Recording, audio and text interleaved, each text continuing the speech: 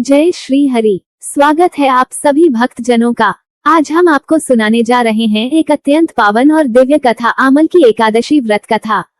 ये कथा न सिर्फ पुण्य प्रदान करने वाली है बल्कि मोक्ष का मार्ग भी खोल देती है।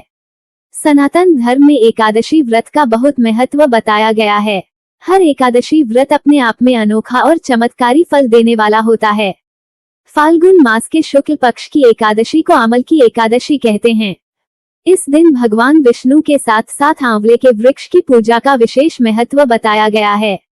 शास्त्रों के अनुसार जब भगवान विष्णु ने सृष्टि की रचना के लिए ब्रह्मा जी को उत्पन्न किया, तभी आंवले के वृक्ष का भी जन्म हुआ। इसलिए इसे आदि वृक्ष कहा जाता है। इसके हर अंग में भगवान विष्णु का वास माना जाता है और इसकी पूजा करने से अक्षय पुण्य की प्राप्ति होती है। अब आइए सुनते हैं इस व्रत से जुड़ी एक अद्भुत कथा। प्राचीन काल में वेदशिला नगरी नामक एक नगर था, जहां राजा चित्ररथ का शासन था। राजा चित्ररथ बहुत धर्मपरायण, न्यायप्रिय और भगवान विष्णु के अनन्य भक्त थे। उनके राज्य में सभी लोग धार्मिक थे और एकादशी व्रत का पालन करते थे। एक बार आमल की एकादशी के दिन राजा चित्ररथ अपने मंत्रियों, ब्राह्मणों और नगर वासियों के साथ आंवले के वृक्ष के पास पहुंचे।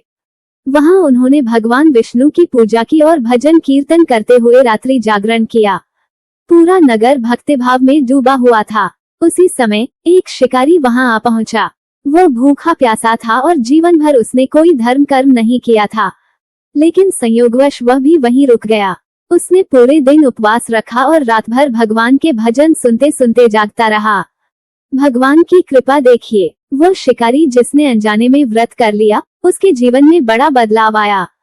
जब उसका निधन हुआ तो यमराज के दूत उसे लेने नहीं आए, बल्कि उसे अगले जन्म में राजा विदुरथ के रूप में जन्म मिला। वह अत्यंत पराक्रमी, दयालु और भगवान विष्णु का अनन्य भक्त राजा बना। उसका राज्य सुख समृद्धि से भर गया और वह मोक्ष प्राप्त करने के योग्य बन गया। ये सब आमल की एकादशी के पुण्य प्रभाव से संभव हुआ। इसलिए जो भी इस व्रत को श्रद्धा और भक्ति से करता है, उसके समस्त पाप नष्ट हो जाते हैं और उसे स्वर्गलोक एवं मोक्ष की प्राप्ति होती है। इस दिन व्रती को प्रातःकाल स्नान करके भगवान विष्णु का ध्यान करना चाहिए और व्रत का संकल्प लेना चाहिए।